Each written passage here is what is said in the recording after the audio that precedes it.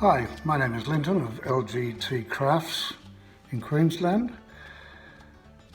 Today I'm going to begin the restoration of a very old gun, handgun. It's a Harrington and Richardson's Arms Company top brake DA, double action. It's a 38 smokeless cartridge, 5-shot top brake revolver. This gun was made somewhere around 1900, could be just prior to or a year later, but they made 850,000 of these guns from around late 1800s, 1890 odd, 1895, through to 1941. And the reason that this one's a bit special to me is that its serial number is 644, so it makes it quite old. What we're going to do with this particular weapon is we're going to strip it back to bare metal, get rid of all this damaged or aged, if you like, nickel, and polish it to a very high standard, bare metal, and then I will replate it in nickel with perhaps a couple of touches of gold. But the first thing to do, of course, is to disassemble it. So we'll do that first, we'll see how that happens, and work our way through to the finished product. The first thing we'll do is remove the grips. You've got to be very careful with these old grips. They're made of hard rubber. They look like plastic, but they're not, or Bakelite. They're hard rubber and they can be very, very brittle at this age. So what I like to do is just put a drop of gun oil or machine oil, even WD-40, something of that kind, in all these screw heads to make sure that I don't damage the screw recess when I'm removing them. It's a sign of bad workmanship if you damage the heads of these screws. It gives away that it's been done before a few times and by people who probably shouldn't be doing it. Right.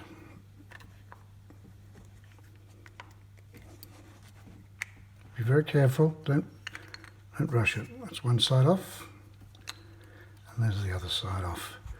There they are, quite undamaged. Now, just a little hint, if you like, for anybody that's a bit new to this disassembly stuff, and then reassembly, as I am. I like to keep parts of the gun that I take them, in the order that I take them apart, put them in a container, in this case a bottle. I've said here grips, number 1. That means that was the first thing I did. So when I'm putting it back together, it's going to be the last thing I do. It's just something I think makes it easy not to make a mistake.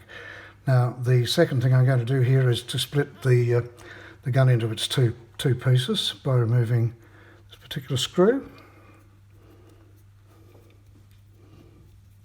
Try to keep my hands out of the way. It's rather difficult, isn't it?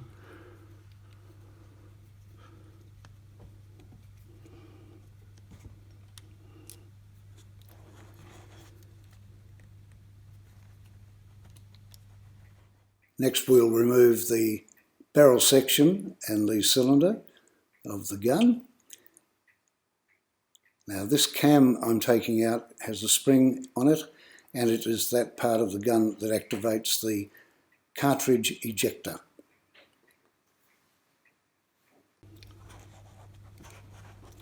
Now the third thing I'll do, of course, is to take off the cylinder. When I first got this gun, I had to look up how you did it because it wasn't coming off the way it was described to me, but I found out that if you raise the pin that you need, the bracket you need to take this part off, if you raise it, the cylinder simply slips out. I worked on it for a little while before I figured that out. As you can see, this gun's in pretty good condition. There's no great wear there. Those registering teeth there that turn the cylinder around, still pretty sharp. Looks as if they're in quite good condition. They're signs that the gun It's either been looked after or it's been repaired at some stage, but that doesn't look repaired to me. I think that's in good condition. This pistol has automatic ejection, and that rod is activated by the cam that I showed you short time ago.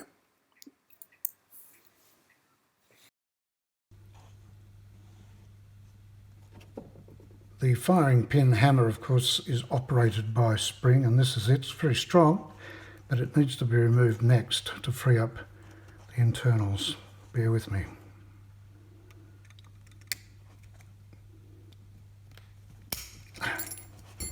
Not so bad. I've seen it harder than that to get out. Yes, again, looks to be okay. So far, so good.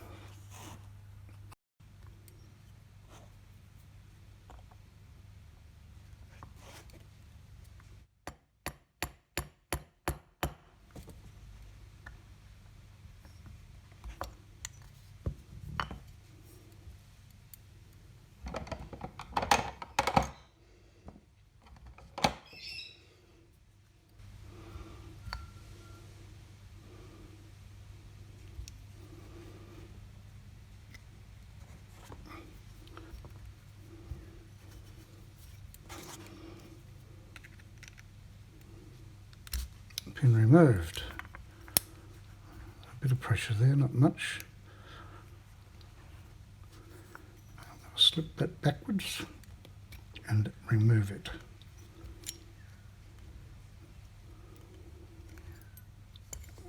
That's the trigger return spring, which I've just had to replace in an earlier, in a smaller gun of these from Harrington and Richardson, and it cost me nearly as much as the gun, so be careful with that. That's important. We keep that with that because that's an important part of the trigger function, so we just keep it together. Now we should be able to just remove, and we can, the firing pin assembly. And that section of the gun is almost complete, except now we just take one more pin out to remove the trigger itself. So we'll do that now.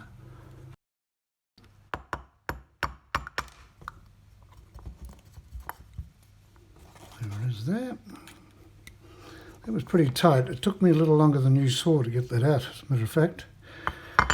There's the trigger assembly.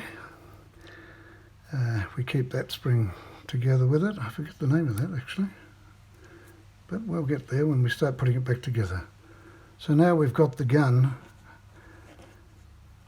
at a stage where I could start to repair this gun by removing the old nickel and getting it back to metal, at which point in time I would then polish it to a very high polish. The best polish you can get will give you the best finish when you re-nickel it. So that's half the job done, one would say. Thank you. I'm going to go back a step now and take the top brake catch out, because when I plate it I don't want that there, so I'll do it now.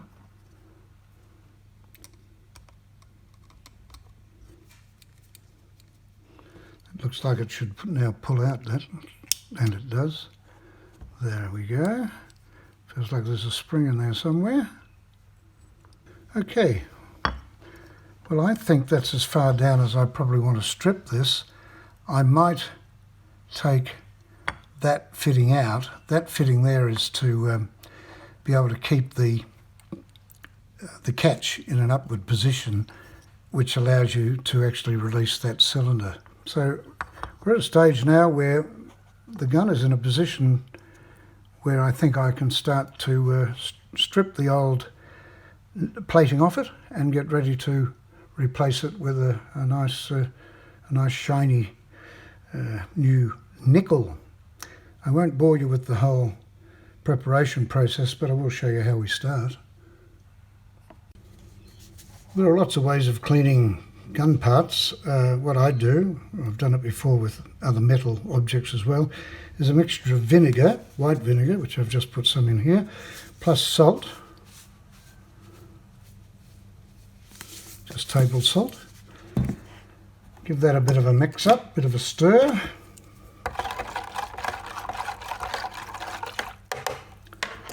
And place the parts in there. That will remove, I need a bit more, that will remove all the rust from those two parts of the gun. We'll leave that there for, I don't know, doesn't matter how long, 12 hours I suppose. And I'll see them in the morning, and then they'll be ready to be put in the sonic cleaner. That will get all the bits out of the little tight corners. This is the flap wheel that I started the abrasive process with on my drill press. Well, this is what the barrel section looks like now that I've spent some time on it. It's been through wire brushing on the grinder, and on my drill press I have a 240 grit flap disc, and that has resulted in that finish. And I have already rubbed that by hand with 400 grit. The next step will be 600, 800, 1200, 2000 grit, and at that stage we should have something a little bit like that. It's much finer grain, if you like, much finer sanding on it. It's getting close to the point where I could consider plating it. Don't rush it, got plenty of time.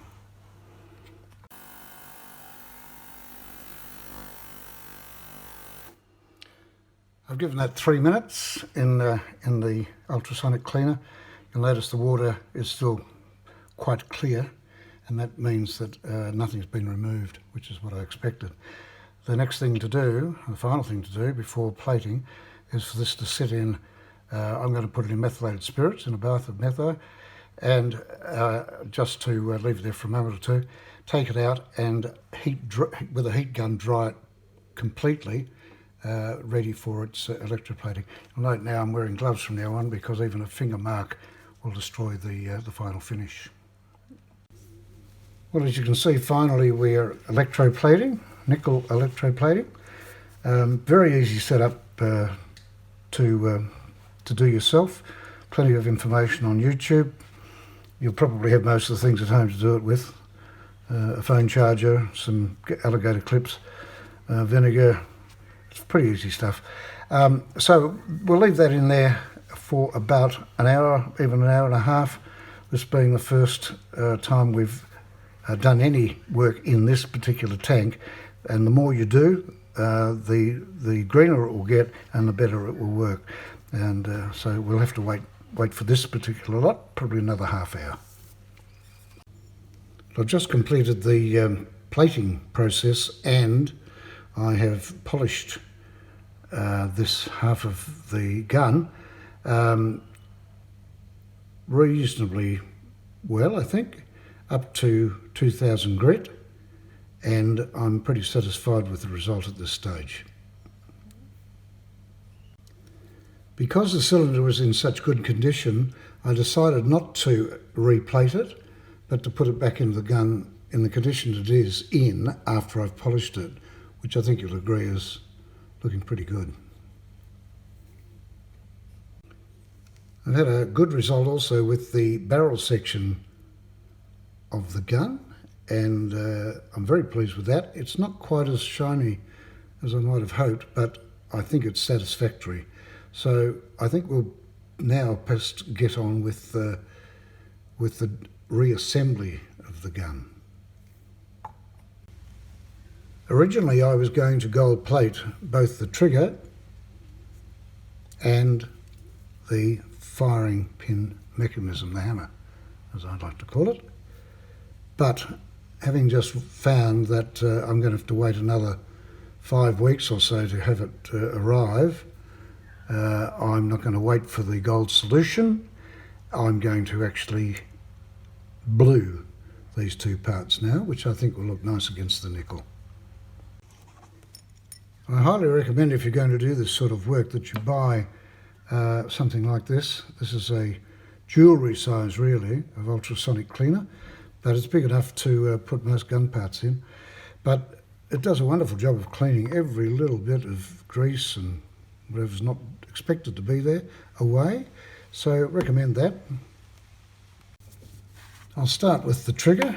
Here's the bluing cream that I'm using. So all we do is apply that to the trigger in this case, and as you can see, immediately the metal begins to take on its blue, in this case sort of almost black colour. Alright, I'll give that a wash off in water, and we'll do that a couple of times more. Here, I'm quite happy with the colour and the finish and the sheen that I have on the trigger now, so I'll give the same attention to the firing pin mechanism, which is coming up nicely. It does take a bit of time though to get the colour and the sheen exactly the way you want it. Well, as you can see now, everything's working correctly. Very strong trigger on this gun.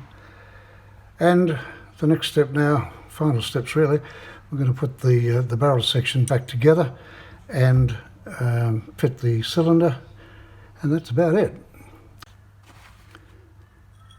The next step would be to replace the ejection mechanism, which fits inside, it's a cam, fits inside the hinge of the two halves of the gun. So I'll put that in. They're followed by, of course, the other section, and I will put the bolt through there that came out from there. Two look the same. I'll just stop and have a quick look and make sure I get the right one. So with the right screw, we'll join the two halves of the Harrington and Richardson revolver back together.